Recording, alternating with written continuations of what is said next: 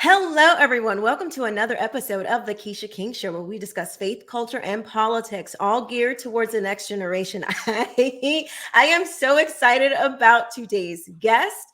It's been a hotly debated topic on Twitter and social media and in the news, and I am so happy to bring on this guest for you to duke it out, tear these arguments apart and really dig in there to see what is the best solution for our kids. Ladies and gentlemen, let me introduce to you once again on the Quisha King Show, Mr. Corey DeAngelis. Hey, thanks for having me. Thank you so much, Corey. So we've seen all the stuff going on Twitter. First, before we get into that, why don't you tell everybody who you are and what you do? Yeah, I'm Corey DeAngelis, Senior Fellow at the American Federation for Children, and I advocate for school choice policies, or what I would call funding students, not systems. Absolutely. All right, so let's get into it. And I will put all of Corey's links in the description box below so you can go and check out his work. So online, we have been seeing places like Arizona, who has just unveiled their really expansive school choice option for families, which, in my opinion, I do think that is the best right now solution if you need to get your children out of these indoctrination camps. For me, I will share my personal story. So I was newly divorced or newly separated. I did not have family around me. I was not even thinking about homeschooling. All I knew was that my youngest daughter was failing. She was failing in public school. And when I would go and talk to her teachers, now this is about 5 or 6 years ago now, when I went to go talk to the districts, the school, or whatever, nobody cared. I could easily discern that my daughter was not important to them. So I thank God I lived in Florida where we did have school choice, and I was able to pull her out and get her in a better learning environment. It was incredible. It was the best decision that I could have made. Now I have pulled her out of that school as well, and I'm homeschooling both of my daughters. However, at that time, Corey, there was really nothing. I was, like I said, a single parent. I had to work. I didn't have the family support to homeschool. I wasn't even thinking about homeschooling at that point. And I know homeschooling has been, talked about lately. So probably a lot more parents will consider that option. But back then, wasn't really being talked about. So I understand why you would want to, advocate for school choice. So the other side of that is that we are seeing all of these, the SEL, the critical race theory, all of these harmful ideologies that are coming into the school and that are also going into private schools. So how do we, for the people that are concerned that if we advocate for school choice, they're just going to roll that SEL and critical race theory, which they're already doing and many times, they're already doing school choice options. So they're already doing that in the government run. They're already doing that in the government run school system, and private schools in some areas already have curriculum that might not be aligned with your values. But that's a good reason for choice. And we got to be careful about making perfect the enemy of the good. The current situation is you're forced to take your child's education dollars to a government-run school that might not have a curriculum that you're aligned with, and you're just kind of stuck. If you want to do something else, you have to pay out of pocket, or while still paying for the government-run school system. We should take the incremental wins while we can, even if it's not utopia. I agree that I don't want government regulations and government curriculum in any sector, and it should totally be up to the parent, and government shouldn't be involved in education at all. But the reality is the status quo is that 9 out of 10 kids are in the government-run school system without real exit options. So we might as well give every single family the choice to accept the funding or not, and every single school the choice to accept the funding or not. And in fact, in places that have more highly regulated school choice programs, like Louisiana, for example, a lot of the private schools, particularly the better private schools, say, I'm not going to take the money if there's strings attached. But you mentioned Arizona, for example, that's one of the Mhm. best lightly regulated programs. You basically just have to use the funding on education. Yeah. You can't spend the education savings account dollars at a restaurant. I mean, that's reasonable. That makes sense. Right. Yeah. But they don't tell you you have to take the government standardized test. You don't have to take any nationally norm reference standardized test with the Arizona bill. So it's pretty light. And I think that's the best solution that we have in the Mhm. current world that we live in today. Yeah. Look, just to recap really quickly, one, don't make perfect the enemy of the good. We got to take the incremental W when we can. Otherwise, we're stuck with the L. And meanwhile, you have Randy Weingarten cheering on the sidelines because of all this fear mongering. If you're on the side of Randy Weingarten, you're probably on the wrong side of this debate. Uh, We look. I agree that regulations are a bad thing, but at the mhm. same time, what else are we going to do? Should we just Yeah. cement the government-run monopoly because there's a risk of something happening in the future? I mean, think about this. The government can already regulate private and home education if it wanted to without any school choice options for families. And in fact, there is fear mongering or a doomsday situation that could happen on the flip side of this if we cement the government school monopoly. If you send millions of kids into the government school system each and every year, there might be more likely to become promoters of socialism, and they might be more likely to grow up and vote later on in life to regulate home and private education without school choice. So we might as well, again, one, if we take school choice today as that incremental win, we can have a bigger coalition of families to defend against those future calls for regulation. And then two, you can make private and home education more mainstream, which is one of the benefits of the school closures and people getting a taste of home-based education. People became more favorable to the concept of homeschooling. Each and every month we did polling on this, finding that families were more favorable to homeschooling than ever. And that should decrease the likelihood that others in society call for future regulations. So let's not make perfect the enemy of the good. Let's take the win. Yeah. I mean, that honestly, when I think about my situation, the pushback that I have heard, and there's things from, the other side, the whole, those who I guess would say that they are protecting the homeschool, the last, the last bastion of, I don't know, real education, maybe if you want to call it that. It's like, well, parents will do what they need to do. Like, let's not open up the floodgates for these, highly invasive, like those survey people, I forget the name, like what's his name, the attorney general's son-in-law who has the company where they're like surveying the kids, asking very personal questions.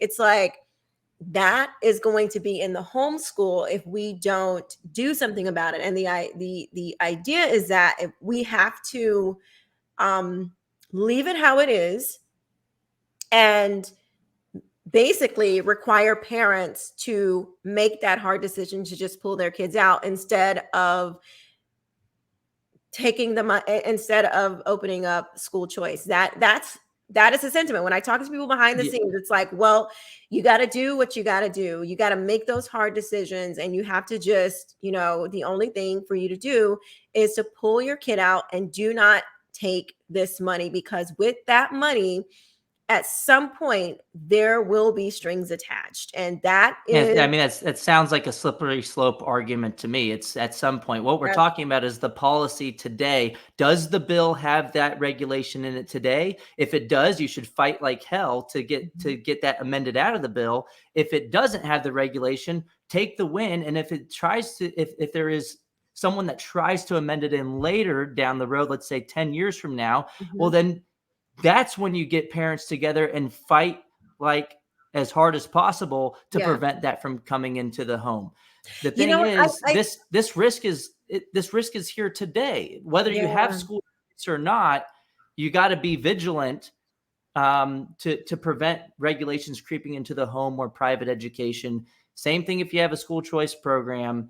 We should all make sure that we're watching out for these things and band together as opposed to fighting with one another about what the best policy reform is. Because look, Mhm. again, at the end of the day, if our side is fighting with one another, the teachers unions win. Randy Weingarten's even repeated this talking point about fear mongering because she knows this is the way to protect her government monopoly. And at the end of the day, look, that's the cost of not having school choice exceed the potential costs of having school choice. Mhm. Mhm. You might as well Yeah. get, if all families were forced to take the money and schools had to participate, I want it Mhm. before that. But every Which is what person they can get do their now, which own. is you're forced to go to these schools, That's right. and I mean, whatever they want to push on you, your kid is just like, you know, they're just there to take it all in. You have no idea what goes on in those classrooms when that door closes. And so that's what's happening now. And And I'm sorry, go ahead. one more thing with the bills to watch out for. So look, you obviously want to make sure there's no like government testing. You want to make sure that the reporting is very minimal, just to make sure that you're spending it on education, which is a Mhm. reasonable thing to have. But Arizona's bill, which you mentioned earlier, which is the most expansive education savings account program in the nation, is the Yeah. biggest win in U.S. history when it comes to school choice. They put into the bill explicitly that if you take the money, you are by definition, even if it looks like you're homeschooling, you're not a homeschooler in Arizona law. You're an ESA student, you're an education savings account Okay. student.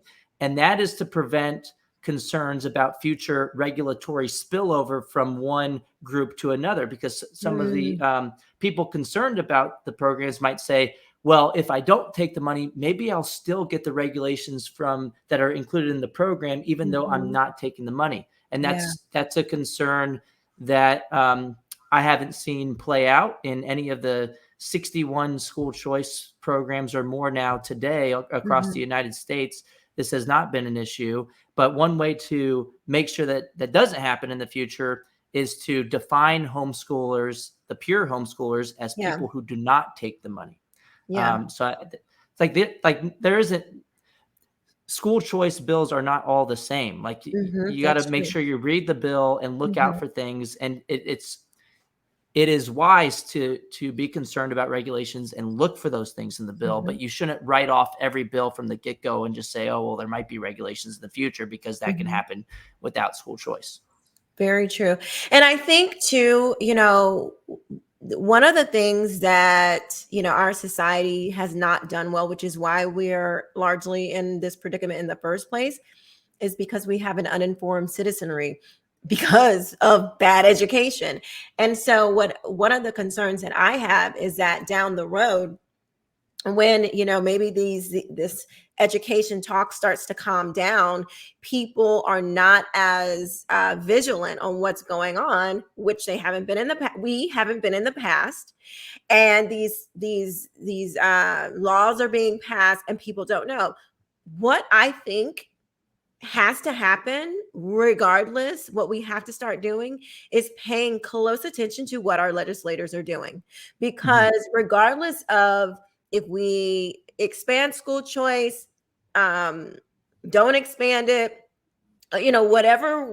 whatever starts to happen, if we do not have an informed citizenry, there's going to be consequences anyway. That Mhm. because I mean, what politician is not going, if you're not looking, what politician is not going to do some shady stuff behind the scenes when when they know that the eye isn't on them? Right now it's a hot topic, everybody's paying attention, so yeah, things are going to be more paid attention to. There's not, it's going to be hard to try to kind of dupe the system or dupe the public. But when that dies down, which that's probably one of my bigger concerns, is making sure that the public, because at the end of the day, the onus is on us. The Mhm. onus is on us to make sure that we're paying attention to these bills. And that, I think, is where I think we kind of want this system where it's like, okay, well, we're not going to have any, we just want to keep these people out, because that means that we have to actually pay attention. Like, we have to be on these people. We have to be paying attention to what happens. And that's really hard to get people to do. Yeah, I'm kind of optimistic though going forward, because the amount of powerlessness that families felt all across the country starting in 2020 isn't going to be forgotten anytime soon. Mm, And it was deeper than the school closures though, because families deeply felt like their kids were being brainwashed at government run institutions for several years, and yeah. that woke up parents in a way to where I don't Mhm. think they're going to go back to sleep again. And so that's good. That's bad news that that happened to kids to begin with, but it's good Yeah. news in that I think families will remain vigilant. And then two, I like that there's been an emergence of parent groups to push back against any regulations or government overreach, and Mhm. that makes the burden a lot easier on individual parents, because you don't have to read all the individual bills yourselves. You Yeah. can divide and conquer with other parents, share it Yeah. into either a Facebook group or wherever it is, Mhm. and then band together to push for either language to be removed from a bill or to Mhm. fight against a mask mandate or whatever it is, whatever Yeah. goal your group might have. Mhm. I'm optimistic that we're going to be able to win the fight in the long run. And then three, with school choice initiatives, when families become customers in their children's education, they start to think a little bit more because they know that they have other options, Mhm. and they become naturally more involved in their children's education. So these are Yeah. all things to be optimistic about. Yeah. I do think that it's going to be hard to get to turn that off now. But when people aren't talking about it in the news as much, or when people aren't seeing it as much, I do kind of wonder, like, okay, is it still, or is it still going to have the moment? I don't think that the momentum is going to slow down anytime soon. I just think about, 15 years from now, 20 years from now, are people going to still be, are they going to be paying attention when, when those amendments and stuff may try to creep in there?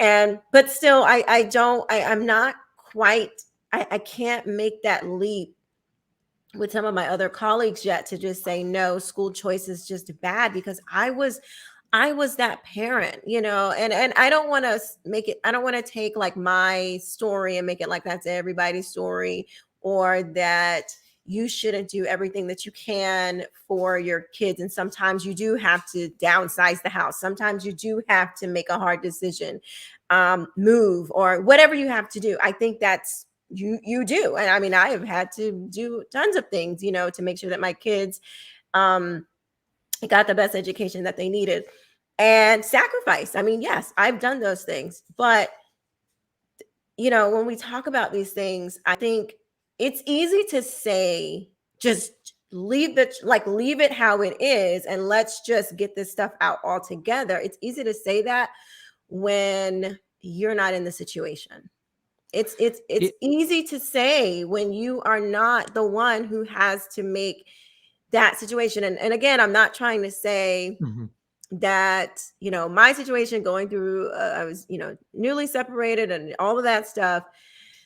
Yes, I still should have been Well, more, I still should have known more about what was going on, in the public school system and all those things. But it was like, I was so grateful for school choice. I was so well, like, my daughter was nonverbal in school. Her first day of this private school, she whispered in class. Like, it just makes me want to cry, because people don't understand like the struggle it was to get this little girl to now she talks in school. But this happened at this private school that I was able to, I would not have been able to afford to get her into mhm.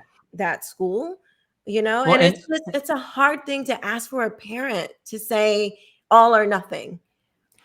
and why should other people get to tell you what you can choose or not? I mean, they can choose not to accept the money, but why should they be able to tell you no, you shouldn't be able to have that option for your kid, even though that government school is failing them, and you feel like they're being brainwashed for 13 years straight without Yeah. exit options?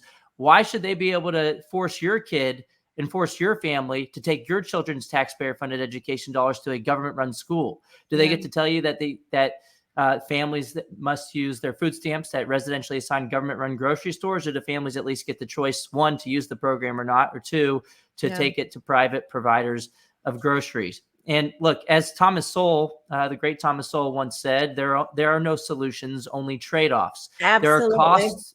There are costs to every single policy lever that we have available to us. And what one side is doing right now is they're looking at a potential risk that could happen in the future that's not even associated with the current bills, and saying, oh, because there's this little risk, we're going to ignore all the cost of the status quo, and we're going to say we're going to reject that, and we're going to stay with the huge cost associated with cementing the teachers union monopoly, which to me, we got to compare total costs to total benefits on each side of the equation. And the best way forward is to give each individual family the choice, each individual school the choice to accept the funding or not. Yeah. And I think the more we have choice and people exercise that choice, I still believe that will cripple the government and cripple that monopolistic hold that they have on these children, because that's how the market works. And I understand, trust me, I understand the argument that, these huge companies, these huge interest groups, once they start seeing parents go into this, which they're seeing parents start to utilize these things, they're not going to want to give up. They're not going to want to give up that control. They still want to be able to have their hands on your kid. They're still going to want to do that.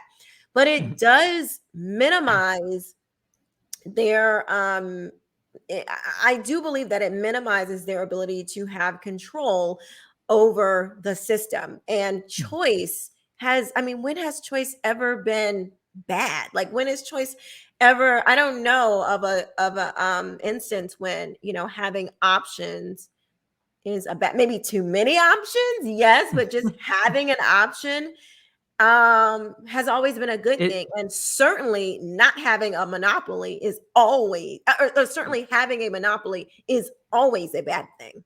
Like, I don't know an instance where monopoly is good, and I don't know of an instance where choice is bad. Which is already what we have today. And if we continue on the trajectory of throwing more money into the government school system, the private share of education is going to continue to dwindle over time, which it has in the United States. And I think it's partially because we throw more and more money at the government school system. We've increased per pupil education expenditures after adjusting for inflation by about 152% since 1970. And meanwhile, the private schools, which have much lower tuition per student on average, have to compete with something that's basically a free good, because even though you're paying tons of money through it indirectly through the tax system, the customer or the families currently are paying a sticker price of $0. Yeah. And so it's amazing that any private providers of education exist at all. I mean, just imagine if you were trying to sell cars for $20,000 a piece privately, and the government were going around giving away free ones for $400,000 a car, even though they didn't really run very well. And that would be hard to compete with that, though, just based on the total costs. And we see that with education today. You have private providers having to compete with this expensive, $15,000, $16,000 a year school system that's failing so many kids. Right. And that's the thing. It's like, it's not even working. Like, if it would be one thing, like, okay, you pay and this thing, and it works, it works. It's educating the children. It's not even working. Like, you're not even getting what you pay for. You're not getting the one thing that your child is going every day, 5 days a week, 8 hours a day to get. Like, so it's just a raw deal all the way around. And I don't, like I said, it's hard for me to don't get me wrong. I am homeschooling both of my children now. I'm able to do that even as a single parent. I am very blessed to be able to do that, which I know is a rare circumstance, especially as a single parent. I still believe that homeschooling is the best way to educate your child. I do.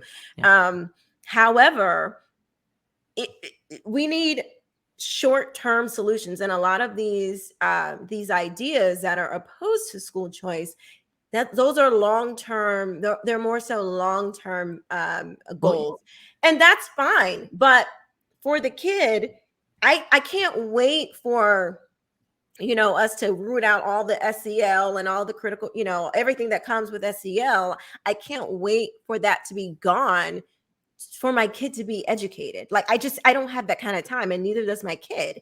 You know, my oldest was in ninth grade when I pulled her out. And if I would have waited for a school board, you know, to flip a school board, which in Jacksonville, Florida is predominantly left leaning, psychotically left leaning, we, even with this new coming school board election, that'll give us two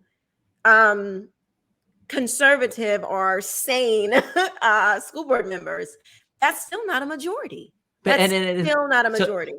It's worse than that, though. I mean, look, it takes forever to get a majority if you ever do get one. And when you do get one, how long is it going to take for the actual policies to change in the schools? And when the formal policies change in the schools, what's to guarantee that the teachers are going to not teach through a CRT lens? I mean, look, in states like Tennessee, Idaho, and Iowa, there's already been undercover video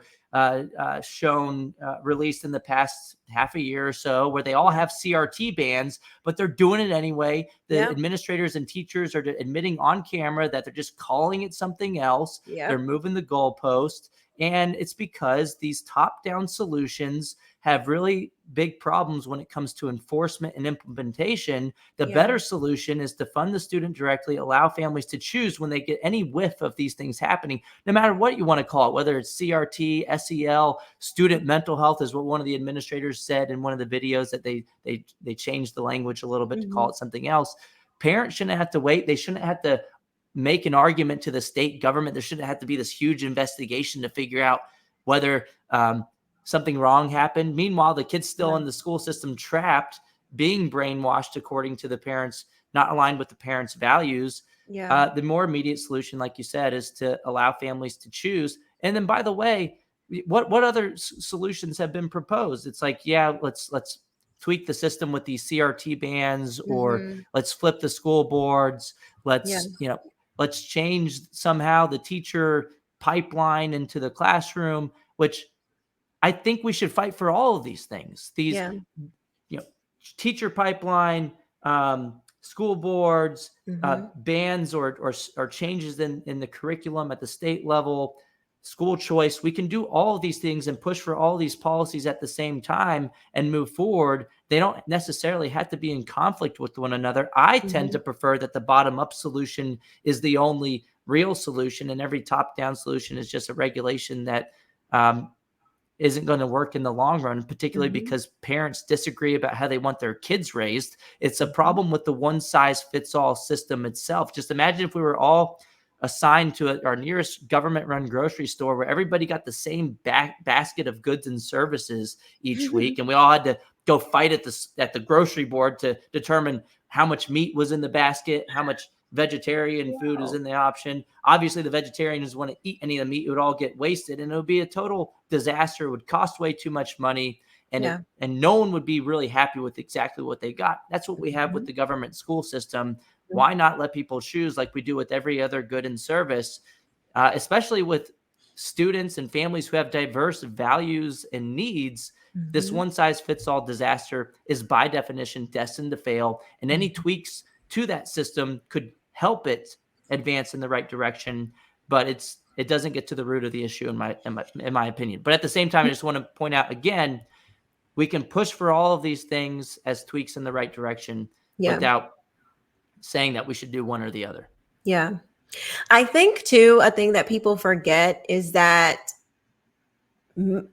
everybody is not opposed to SEL. Everybody's not opposed to critical race theory. There are some people who were pulling their kids out and homeschooling because there wasn't enough masking. As crazy as that sounds to someone like me, but there are families who were terrified of COVID, who maybe had, their family circumstance was just, I don't know, they had comorbidities where they just could not risk, whatever. And I think we tend to think, oh, you're pulling your kid out because you don't want critical race theory, you don't want the SEL, you don't want the surveys and stuff. There were some people, there are families who like it. They want it. And they were pulling their kids out because they didn't have enough of it. And so they wanted to push that even further in their own homes. So I think too, we have to realize that just because you're pulling your kid out, or you're advocating for something else does not mean, and they have every right to do that. They have Yep. every right to educate their child the way that they want to. But I think part of it, we have to make sure that we are not thinking that everybody is doing it for the same reason that you're Right. doing it. And that's the beauty of choice. Like, again, I think that homeschooling is the best option. I don't think, I mean, schooled kids are getting hired faster. They're getting into better colleges. They typically are the smarter kids these days, because home educated kids they're just getting a better education, as opposed to government schooled kids.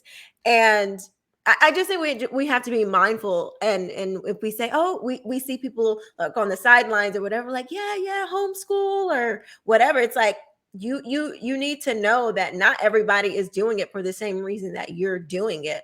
And so you could be advocating for these things, kind of you could be just under the wrong impression that everybody is on your side, which in my belief pushes for choice even more, because everybody has the right they should have the right to do with their family what is going to be best for their family. The last thing we want is more government telling us what we can and cannot do within our four walls. So I think we have to be really careful with thinking that just because somebody, like, we might all be for homeschooling or be for, whatever it is, we're not all doing it for the same reasons.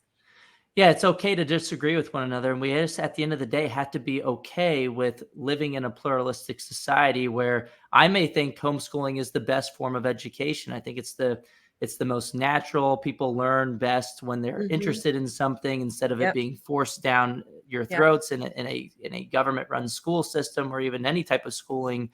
But at the same time, families have different setups. They have different preferences and values. The kids learn in different ways and have Yeah. different interests. And we got to be okay with families picking something else, whether that's a private school, even if it's the government run school. They should have that option on the table as well. That's I don't want to enforce my views and my values on other Mm-hmm. people's kids. And that's something that you pointed out a second ago too, is that some families might choose schools that have CRT or might have social emotional learning. And at the Yeah. end of the day, even if we don't like that, we have to be okay, because we have to be okay with that, because they're not our kids. I mean, that's Right. what this whole fight has been about the Right. government trying to control other people's kids. Why would you come out then and try to control what other people's kids are learning? That's the problem, is that kids are forced into a system that is one size fits all, into a for 13 years where they're getting raised to learn things that aren't aligned with their family's values. And that's Right. I think that's a huge problem, a much bigger problem than giving the families the choice to send their own kids to schools that might not align with your values. Yeah. We Yeah. shouldn't be worried. We shouldn't be so worried about what other people's kids are learning. Of Yeah. course, if it goes into, if it crosses a line where it's totally morally unacceptable and there's abuse happening or something, of Mm-hmm. course, when there's clear lines like that, the rest of society should be concerned. Yeah. But when it comes to what type of things you're going to learn at school, as long as it doesn't cross a line, we should Mm-hmm. be okay with people choosing. Yeah. And I I struggle with that too, because it's like, if you have these bat crazy parents, which there are definitely crazy parents who, I mean, I saw this video where this like, I don't know, he had to be like 5 or 6 years old, and he was reading the gaybies, the ABC, the gay ABCs or something like that.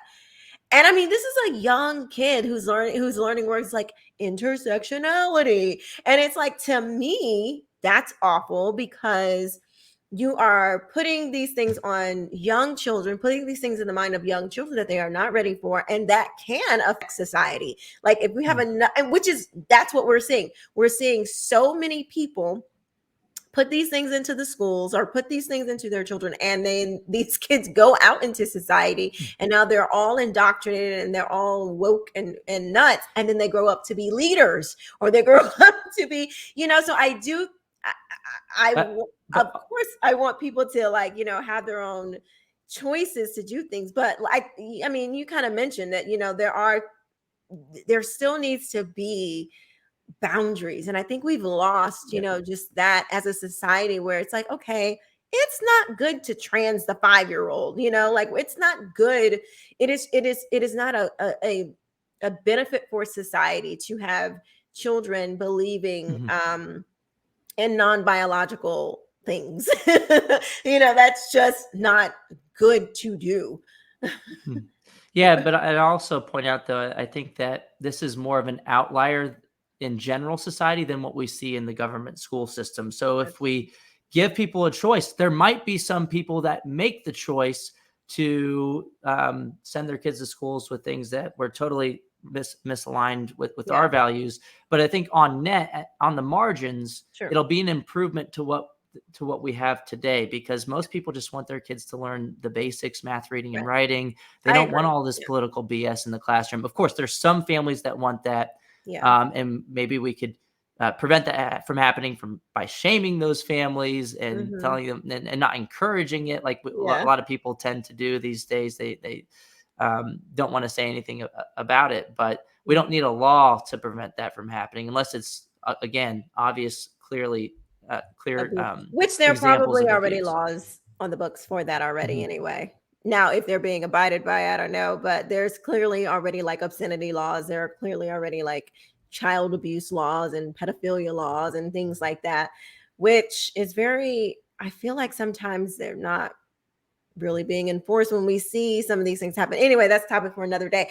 But yeah, I do think those are outliers. I don't think that's the majority of families. I think, like you said, most people just want their kids to be properly educated. They want to see them grow up in an America that is recognizable, and they want their kids to be able to thrive in the idea of America, not some crazy woke where your kid is going to go to school and become a racist. Like, that's insane.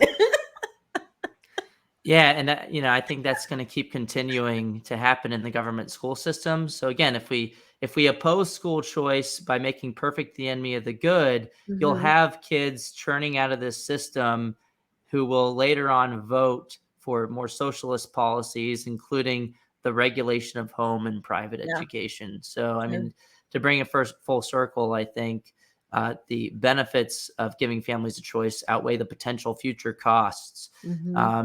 And look, every single family gets a choice. It's the best solution we have available. These policy proposals don't have to be in conflict with one another. We can push all of the tweaks at the same time. And it's voluntary. You don't have to take the money. Yeah. And I think too, we have to be paying attention to what's going on.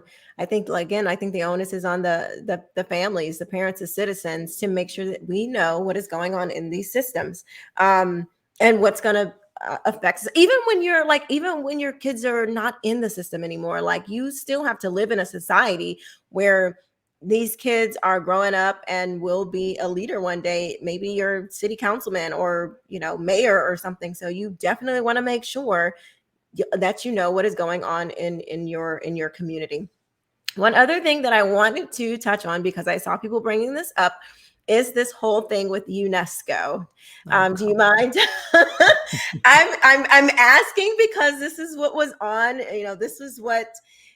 I mean, this is hilarious. This is hilarious that this has turned into some evidence of some grand conspiracy that I'm listed on a website where I have no contributions. There's no evidence of me ever speaking at one of their events. But look, let's assume that I had spoken at their events, had put content on their website, which I haven't. Even if that were the case, why would that be an issue to have my views shared with people who disagree with me? I mean, it's just a ridiculous smear campaign without any real evidence of wrongdoing or me espousing the views of my ideological opponents. It's just it's total just mudslinging. And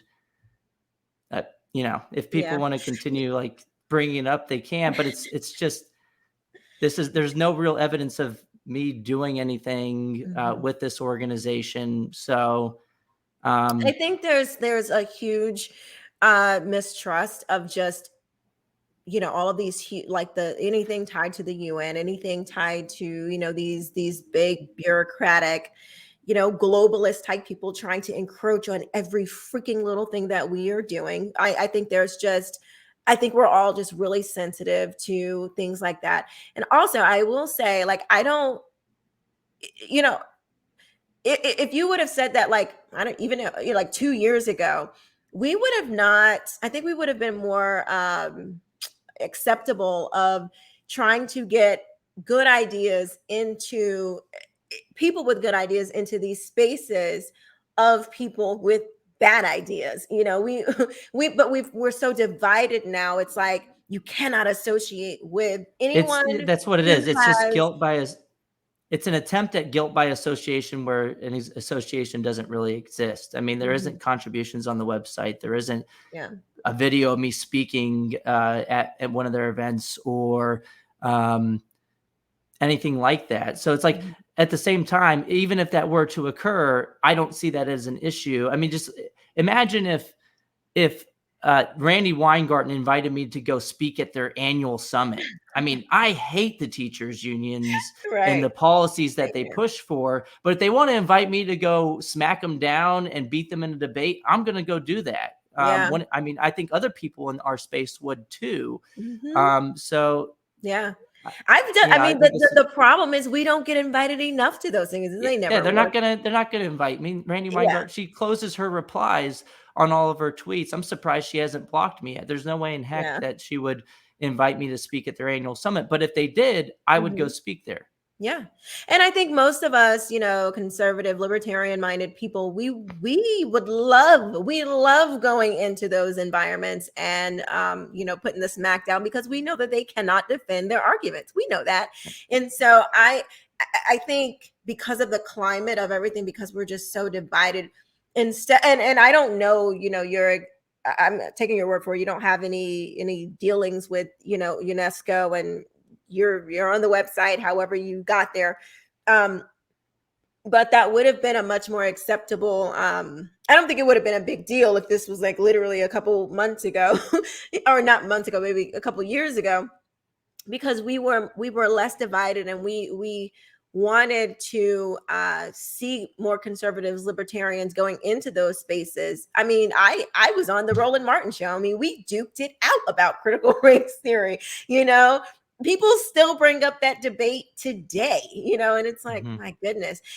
But somebody now, some people will be like, oh my gosh, don't go on that show. And I was like, why not? Of course I'm going to go on the show. Like, of I course mean, I'm this is a going to go tactic that the on there. left uses. That the left uses. If you're speaking at the same conference as someone that's too far right, or if you're, it's like, well, I didn't say those things that person said. So, like, Mhm. why would that be a problem with me? It's an attempt at guilt by association, Mm. which is logical fallacy. Unless if I went to Randy Weingarten's summit and went on stage and talked about how them closing the schools was so great, Right. and that we just need more funding for the schools and that'll fix Yeah. everything, and that they're fighting for the students when obviously they're not. Mhm. That Mhm. would be a problem. Yeah. So Mhm. Yeah. yeah, Yeah, I I mean, think it's bad when we can't, when we start to do the same things that, and I don't, I mean, yeah, it just is, it is a left and a right kind of thing. I mean, it's bad when we start to do the things that the people in society who are pushing for bad things in society, when the good guys, so to speak, are doing the same things. I think we have to do better than that. We really do. But I will, if I ever see you, speaking on behalf of like UNESCO, and you're like, and you start doing Klaus Schwab or something, I'm coming for you, Corey. I'm calling you. all right, it would be deserved too, but it's not going to happen. Listen, we will have a legitimate beef. So, why don't you tell everyone where they can find you and any other work that you have going on?